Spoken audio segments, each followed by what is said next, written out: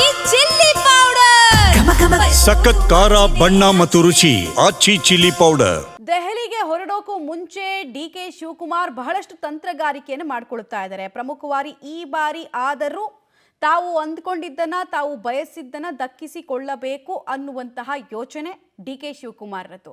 ಇಲ್ಲಿ ತನಕ ಹೈಕಮಾಂಡ್ ಅಂತೂ ದಿನಗಳನ್ನ ಮುಂದೂಡುವಂತಹ ಆಟವನ್ನು ಮಾಡ್ತಾ ಇತ್ತು. ಬಟ್ ಈಗ ಹಾಗಾಗಲ್ಲ. ಈಗ ಎಷ್ಟು ದಿನ ಅಂತ ಇದನ್ನ ಮಾಡೋದಕ್ಕಾಗತ್ತೆ? ಇದೊಂದು ಪ್ರಶ್ನೆ ಇದೆ.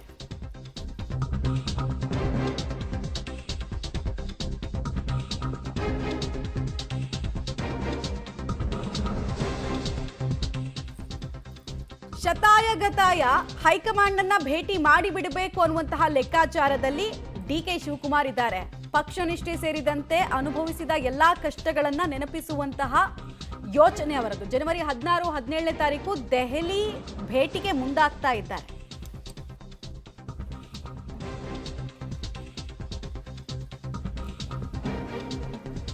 ದೆಹಲಿಗೆ ಹೊರಡೋಕು ಮುಂಚೆ DK Shivakumar ready and steady ನಿಲುವನ್ನ ತಾಳ್ತಾ ಇದ್ದಾರೆ.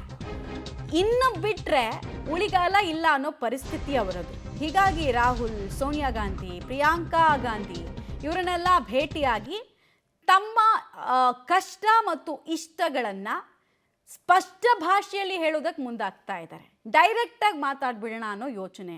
ಇಷ್ಟು ದಿನ ಇದು ತೆರೆಮರೆಯ ಆಟ ಆಗ್ತಾ ಇತ್ತು, ಮಾತು ಕೊಟ್ಟಿದ್ರಲ್ಲ ಅನ್ನೋ ದಾಟಿಯಲ್ಲಿ ಇರ್ತಾ ಇತ್ತು. ಬಟ್ ಎಷ್ಟು ದಿನ ಅಂತ ಇದನ್ನೇ ಮಾಡೋದಕ್ಕಾಗತ್ತೆ? ಆಮೇಲೆ ಸಮಯ, ಈಗ ವಾತಾವರಣ ನೋಡ್ತಾ ಇದ್ರೆ ನಾವು ಡಿ ಕೆ ಶಿವಕುಮಾರ್ ಅವ್ರಿಗೆ ಅನುಕೂಲ ಆಗಿದೆಯಾ ಗೊತ್ತಿಲ್ಲ. ಬಟ್ ಸಿದ್ದರಾಮಯ್ಯ ಅವ್ರಿಗಂತೂ ಅನುಕೂಲದ ರೀತಿ ವಾತಾವರಣ ಇದೆ. ಏನಕ್ಕೆ ಅಂತ ಒಂದು 4-5 ಎಕ್ಸಾಂಪಲ್ಗಳನ್ನು ಕೂಡ ಕೊಡ್ಬೋದು ನಾವು. ಈಗ ಆಲ್ಮೋಸ್ಟ್ ಇದೇ ತಿಂಗಳಲ್ಲಿ ನೋಡ್ಕೊಳ್ಳಿ, ವಿಶೇಷ ಅಧಿವೇಶನ ಸ್ಟಾರ್ಟ್ ಆಗುತ್ತೆ, ಅದೊಂದು 10 ದಿನ ಹೋಗುತ್ತೆ. ಆಮೇಲೆ ಕೇಂದ್ರದ ಬಜೆಟ್ನ ತಯಾರಿಯಲ್ಲಿ ಕೇಂದ್ರ ಸರ್ಕಾರ ಇರುತ್ತೆ, ಅಲ್ಲೂ ಒಂದು ವಿಶೇಷ ಅಧಿವೇಶನ ಇರುತ್ತೆ. ಕೇಂದ್ರದ ವಿಚಾರವನ್ನು ಚರ್ಚೆ ಮಾಡಬೇಕು, ಕೇಂದ್ರವನ್ನು ಇಕ್ಕಟ್ಟಿಗೆ ಸಿಕ್ಕಾಕ್ಸ್ಬೇಕು ಅಂತ ಹೈಕಮಾಂಡ್ ಲೆಕ್ಕಾಚಾರ ಇಟ್ಕೊಂಡಿರುತ್ತೆ. ಸೊ ರಾಜ್ಯದ ವಿಚಾರ ಚರ್ಚೆಗೆ ಬರೋದು ಯಾವಾಗ? ಸೊ ಟೈಮ್ ಯಾರಿಗೆ ಸಿಗ್ತಾ ಇದೆ? CMಗೆ ಸಿಗ್ತಾ ಇದೆ. ಡಿ ಕೆ ಶಿವಕುಮಾರ್ ಅವರು ಫಜೀತಿ. ಹೀಗಾಗಿ ದೆಹಲಿಗೆ ಏನಾದರೂ ಮಾಡಿ ಹೋಗಿ ಏಕಾಂಗಿಯಾಗಿ ಹೈಕಮಾಂಡ್ ಮುಂದೆ ನಿರ್ಧಾರವನ್ನು ಪ್ರಕಟಿಸಿ ಅಂತ ಹೇಳೋ ಸಾಧ್ಯತೆ ಇದೆ. ಈ ಬಾರಿ ನಿರ್ಣಾಯಕ ಹಂತಕ್ಕೆ ಕೊಂಡೊಯ್ಯಲೇಬೇಕು ಅನ್ನುವಂತಹ ಲೆಕ್ಕಾಚಾರವನ್ನು ಇಟ್ಕೊಂಡಿದ್ದಾರೆ.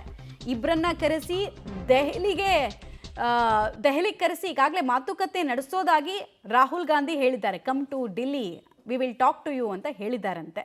ಸೊ ಏನಾಗುತ್ತೆ ಅನ್ನುವಂತಹ ಪ್ರಶ್ನೆ ಇದೆ.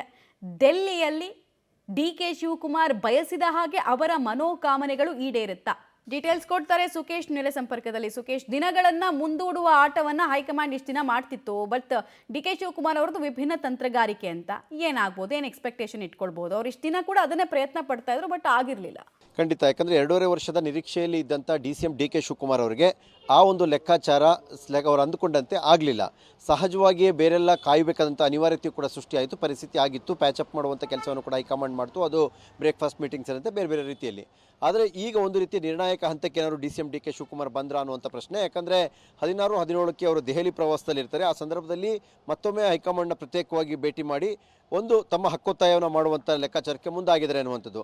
ಅಂದರೆ ಈ ಬಾರಿ ನಿರ್ಣಾಯಕವಾಗಿ, ಯಾಕಂದರೆ ಕಾಯ್ತಾ ಇದ್ದೀವಿ, ಹೌದು 2.5 ವರ್ಷ ಆಗಿದೆ, ಕಾದಾಗಿದೆ, ಇನ್ನೂ ಕಾಯಬೇಕಾ ಅನ್ನುವಂಥ ಪ್ರಶ್ನೆಯನ್ನು ಇಟ್ಕೊಂಡು ತಮ್ಮ ರಾಜಕೀಯ ದಾಳವನ್ನು ಉರುಳಿಸಬಹುದು ಅನ್ನುವಂಥ ಚರ್ಚೆ ಕಾಂಗ್ರೆಸ್ ಪಾಳೆಯಲ್ಲಿ ಜೋರಾಗಿರುವಂಥದ್ದು. ಯಾಕಂದರೆ CM ಮತ್ತು DCM ಇಬ್ಬರೂ ಕೂಡ ದೆಹಲಿಗೆ ಕರೆಸಿ ಮಾತನಾಡ್ತೀವಿ ಆದಷ್ಟು ಶೀಘ್ರವಾಗಿ ಅನ್ನುವಂಥ ಭರವಸೆಯನ್ನು ಕಾಂಗ್ರೆಸ್ ಹೈಕಮಾಂಡ್ ಈಗಾಗಲೇ ಕೊಟ್ಟಿರೋದ್ರಿಂದ ಅದಕ್ಕೂ ಮುಂಚಿತವಾಗಿ ಏಕಾಂಗಿಯಾಗಿ ದೆಹಲಿಗೆ ಹೋಗ್ತಾ ಇರುವಂಥವ್ರು, ಅಂದರೆ ಪಕ್ಷದ ಕೆಲಸಕ್ಕೆ ಹೋಗ್ತಾ ಇದ್ರು ಕೂಡ ಆ ಸಂದರ್ಭದಲ್ಲಿ ಸಹಜವಾದ ಅವಕಾಶ ಸಿಕ್ಕಿದಾಗ ಭೇಟಿ ಮಾಡಲೇಬೇಕು ಅನ್ನುವಂಥ ತೀರ್ಮಾನಕ್ಕೆ DCM ಡಿ ಕೆ ಶಿವಕುಮಾರ್ ಅವರು ಬಂದಂತೆ ಕಾಣಿಸ್ತಾ ಇದೆ.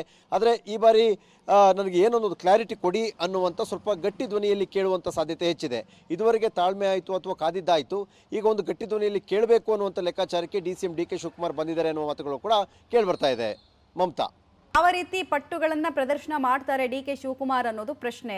ಇಲ್ಲಿ ತನಕ ಕಡಿಮೆ ಸಮಯ, ಕಡಿಮೆ ಮಾತು, ಆಮೇಲೆ ಒಂದು ಹಂಗಿಗೆ ಬಿದ್ದವ್ರ ರೀತಿ ಮಾತುಕತೆಗಳನ್ನು ಆಡ್ತಾ ಇದ್ರು. ಈಗ ಹಂಗೆ ಮಾತುಕತೆಗಳನ್ನು ಮುಂದುವರೆಸಿದ್ರೆ ಕೆಲಸ ಆಗಲ್ಲ, ಕೆಲಸ ಕೆಡುತ್ತೆ ಅನ್ನೋದು ಅವ್ರ ಗಮನಕ್ಕೆ ಬಂದಿದೆ.